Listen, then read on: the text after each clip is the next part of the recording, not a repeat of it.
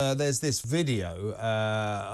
We should be playing the video right now of the gendarmes enjoying themselves, by the way, in Calais. But there's this other video of two migrants basically trying to get on a boat and attacking the French police, who, to their credit, I think are trying to stop them.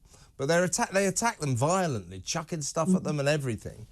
And so when these two migrants they got on their dinghy or their small boat. When they got across, they were immediately arrested. So obviously, here we go. We're looking at the sort of fracas here. Now, these two, the two main perpetrators were arrested. So presumably the French contacted the British authorities and said there's two guys on that boat who just attacked our officers. So they were arrested immediately upon arrival in Britain and actually taken into custody, and they ended up in court in Canterbury, and they got a year, and their offence was entering Britain illegally. So nothing to do with this fracas.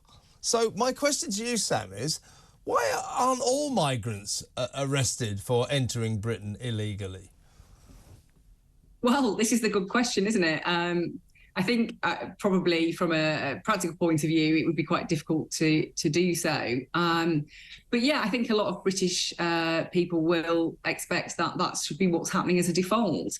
I think that there are various legal changes that are going through and have gone through that will hopefully make that more of a thing that we are able to do as a country. And obviously, I think Suella Braverman, she's been quite clear. She wants to be quite tough on all this kind of stuff. She wants to make sure that anybody who enters illegally can be immediately returned somewhere else, either a safe third country or their own home country. But obviously, there are huge practical difficulties in making that happen. And I think it will be quite some time before we see that become a reality.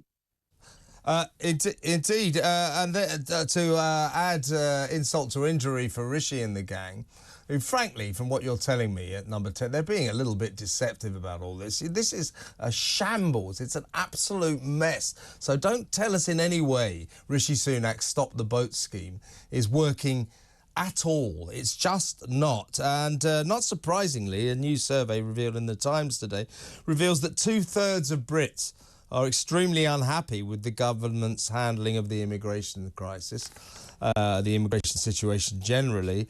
And remarkably in this survey, there are 12% of Brits who are happy with Rishi's handling of it.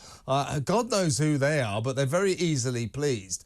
But this does surely send a message to the Prime Minister while he's trying to say to you, oh, we're doing a great job. Nobody's buying that he's doing a great job. He's doing a terrible job.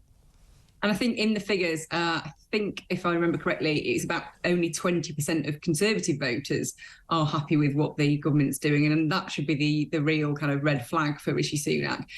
Obviously, he has made stopping the small boats one of his 5 pledges, and people will judge him by that. I think if he can make any progress, if he can make progress with the Rwanda deal, which obviously is still snarled up in the courts, then that might give him a glimmer of hope when it comes to hitting that election campaign trail. But there's a lot of ifs there, and there's a long way to go before voters are going to actually think something's really happening on this issue. Well, I hope the Prime Minister isn't sitting around in his own office on his own, actually believing that he's doing a great job on the migrant crisis, because no one else does, and he'll lose the election on this alone.